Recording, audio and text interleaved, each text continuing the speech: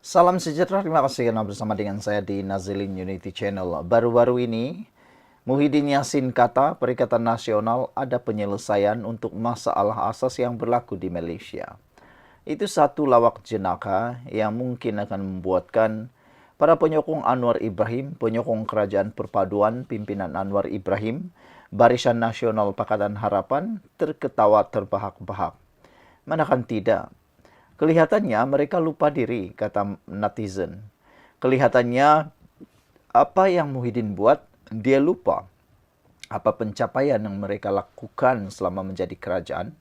Dan yang lebih penting lagi, mahu kononnya menyelesaikan masalah di kerajaan persekutuan ataupun di seluruh Malaysia. Tetapi mereka lupa ada 4 buah negeri yang ditakbir oleh Perikatan Nasional yang tak maju-maju lagi, kata netizen. Paling teruk sekali, mereka gagal takbir SG4.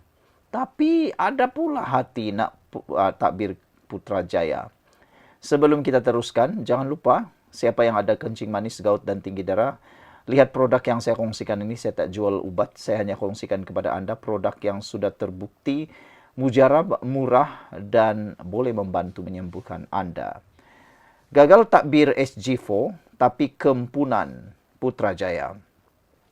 Naib Presiden PKR Nik Nazmi Nik Ahmad membidas Perikatan Nasional yang kempunan untuk menjadi kerajaan pusat meskipun Pakatan Pembangkang tersebut gagal membawa sebarang kemajuan ekonomi maupun pembangunan di 4 negeri takbiran mereka, iaitu SG4.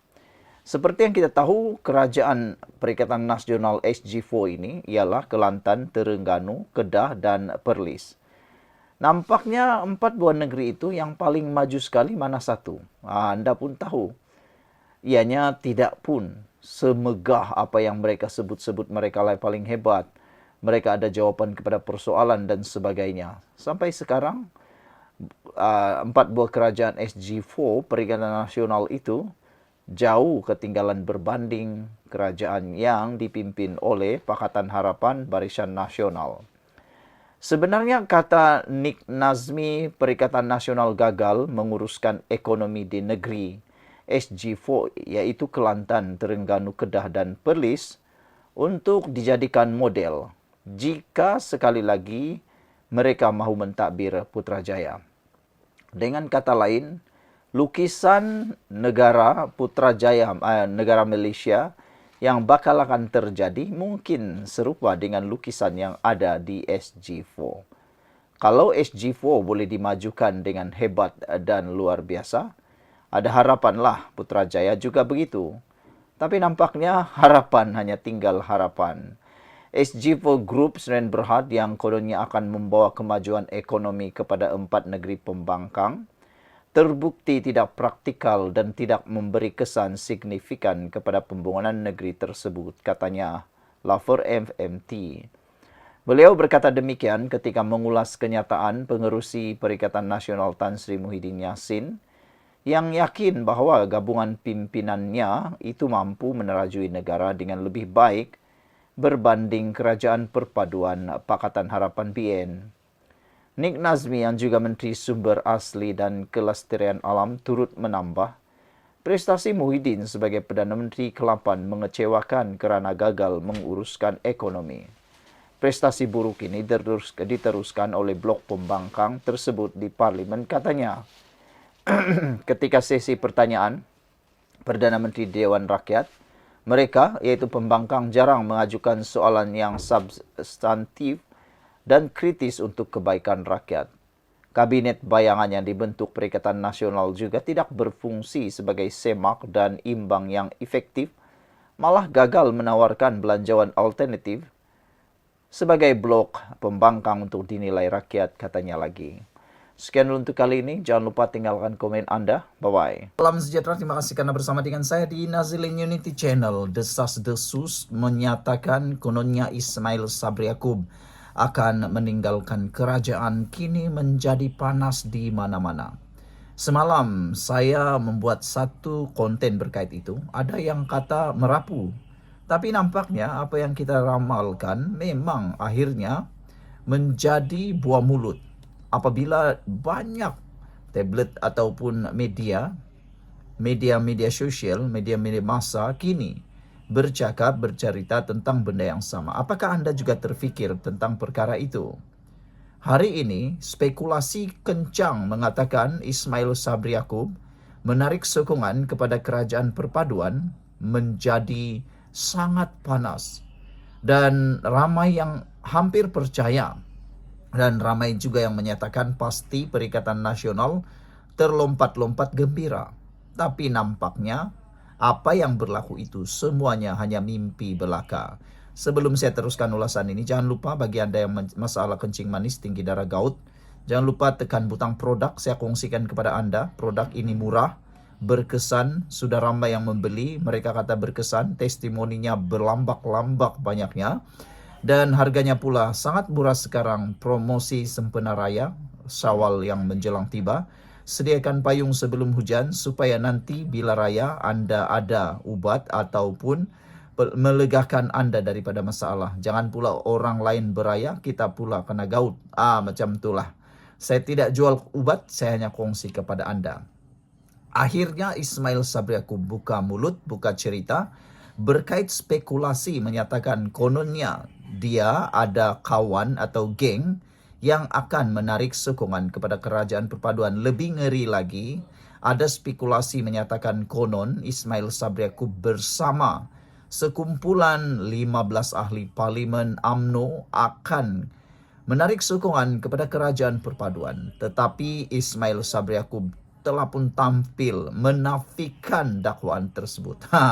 Belum sempat Perikatan Nasional terhenjut-henjut, terloncat-loncat gembira dengan spekulasi itu, Ismail Sabri Yaakob pula sudah tampil menafikan perkara itu. Ismail Sabri menafikan tarik sokongan kepada kerajaan perpaduan.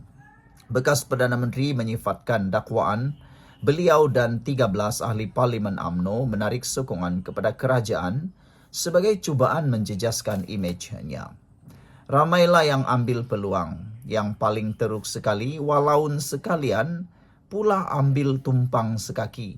Walaun yang ada di luar sana menyahut kononnya ini satu tindakan yang betul kepada Ismail Sabri Yaakob.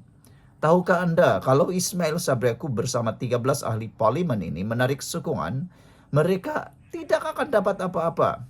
Mereka hanya akan terjadi yang digendong berciciran, yang dikejar tak dapat.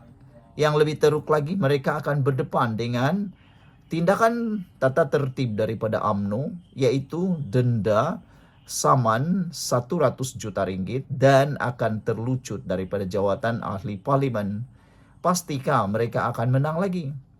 Kalau 13 ahli parlimen UMNO ini menarik sokongan dan kehilangan kerusi, terpaksa pula PRK, pilihan raya kecil, mampukah mereka menang lagi atas tiket bersatu, PAS atau bebas?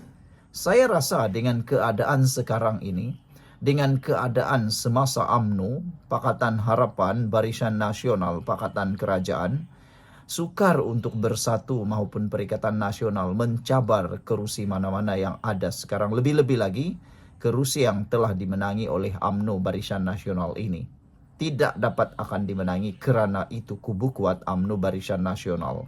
Juga dengan gabungan undi daripada Pakatan Harapan.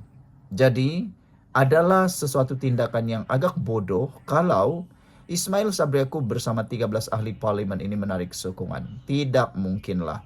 Mereka hanya akan kehilangan apa yang ada dan dikejar pula jadi kosong. Bekas Perdana Menteri Ismail Sabri Yaakob menafikan dakwaan beliau dan 13 ahli parlimen UMNO menarik sokongan kepada kerajaan perpaduan. Tampil menjawab dakwaan tular di media sosial terbabit, ahli parlimen Berai itu menyifatkannya sebagai cubaan menjejaskan imejnya dan memecah belahkan hubungan serta menimbulkan kesangsian antara Wakil Rakyat Barisan Nasional BN. Menurutnya, beliau pada mulanya enggan melayan dakwaan berkenan namun tampil menjawabnya selepas melihatnya terus disebarkan menelusi tulisan dan video. Saya anggap mungkin ada niat kurang baik bila ada sebarkan cerita sebegini, terutamanya terhadap saya sendiri dan ia merosakkan imej saya. Sedangkan saya selalu katakan tetap bersama UMNO, kata beliau menurut Sinar Harian.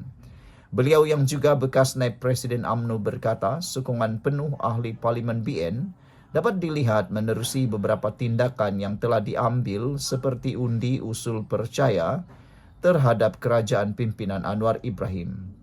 Apabila dibentangkan pada peringkat awal dulu, seluruh 30 ahli Parlimen BN menyokong penuh usul yang dibawa dan setiap kali rang undang-undang dibawa kita sokong sepenuhnya. Katanya berharap penafian itu dapat menamatkan sebarang desas-desus. Pada 17 Mac lalu, Setiausaha Agung BN Zamri Abdul Kadir turut menafikan dakwaan mengatakan 14 ahli Parlimen UMNO menarik sokongan terhadap kerajaan perpaduan. Beliau menyifatkan tindakan itu sebagai usaha menjejaskan perpaduan antara wakil rakyat dalam kerajaan perpaduan. Sekian dulu, jangan lupa tinggalkan komen Anda.